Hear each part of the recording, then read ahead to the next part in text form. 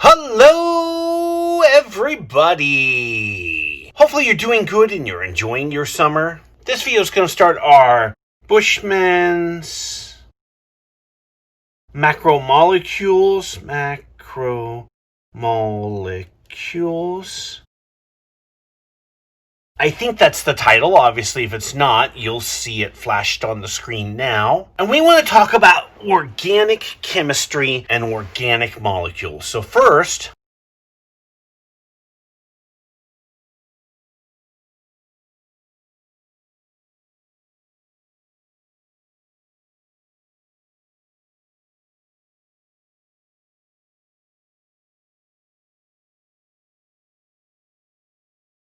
organic molecules have a carbon backbone. That means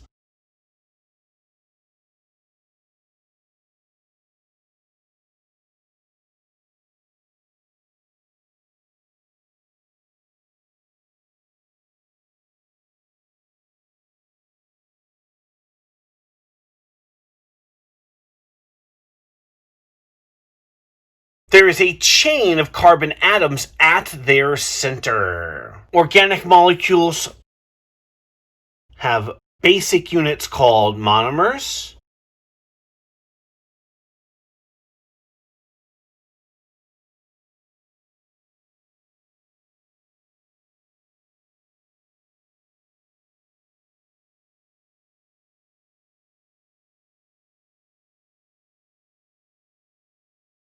And we discussed that in the last video. And then we also discussed that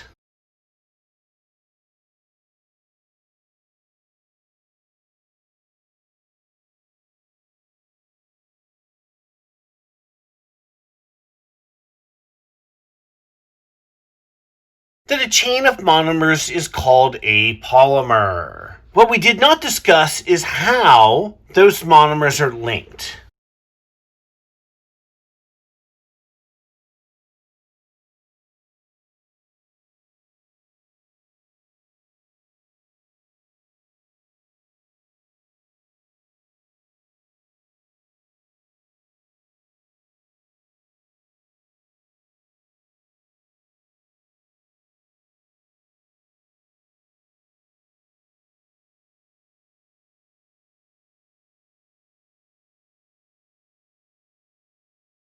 So monomers are linked by a type of covalent bonding called dehydration synthesis.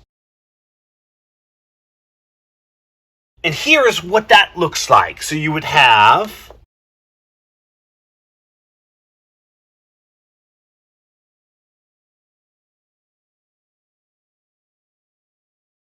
monomer 1 and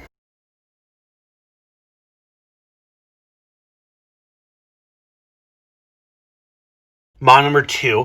And all monomers have sort of the same structure. They would have a hydrogen on one side and an OH, that's a hydroxyl group. We'll talk about that later. And an OH on the other side. And what happens is that these covalent bonds with these atoms are broken, and you end up with this.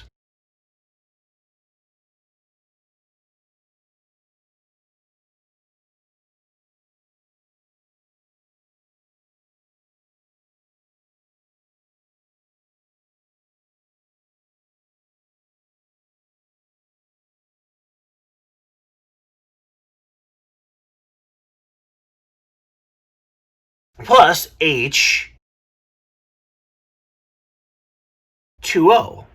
And that bonding is called dehydration synthesis because you're losing a water. So if we're going to talk about organic chemistry, we need to talk about carbon bonding. Carbon has 4 valence electrons.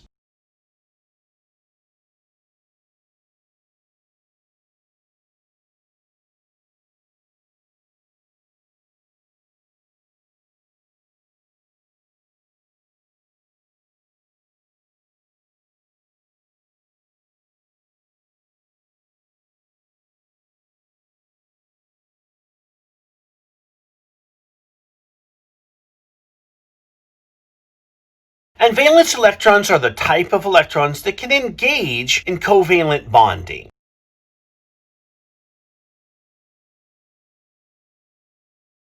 And what that means is that carbon can engage in single bonds, or double bonds, or triple bonds, and that makes it incredibly useful when building organic molecules. Another feature of organic molecules is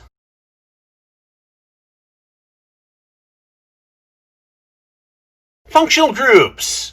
And there's a whole list of functional groups in your chapter that you should know, but I just want to tell you what they are.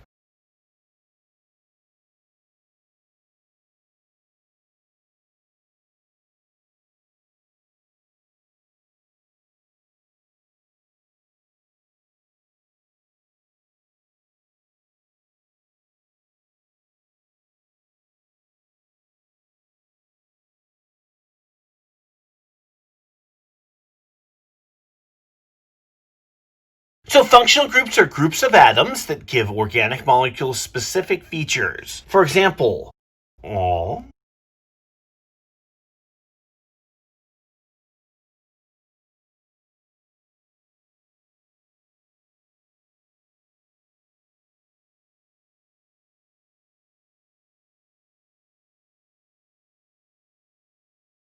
all alcohols have the functional group hydroxyl. In fact, let's list some examples.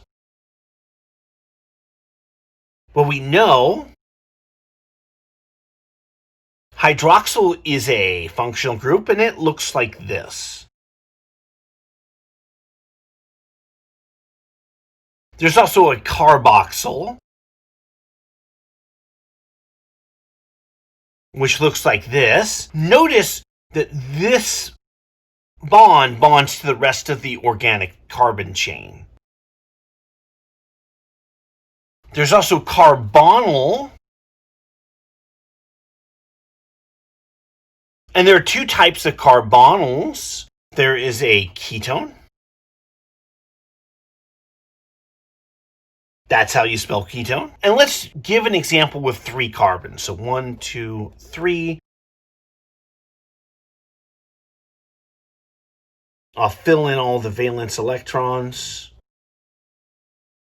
It looked like that. It has a double bonded oxygen in the center of the chain. There's also an aldehyde.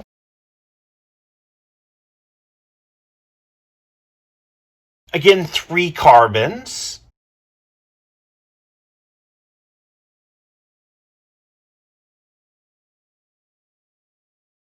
But this time, the double bonded oxygen is on the right. Notice that our carboxyl, it also has a double bonded oxygen, but because it has an OH attached, it acts differently than if that's missing. Okay, gang, that's all I've got for now. Thank you for watching. If you have any questions, please talk to me during class. I'd be more than happy to answer them. Until next time, take care.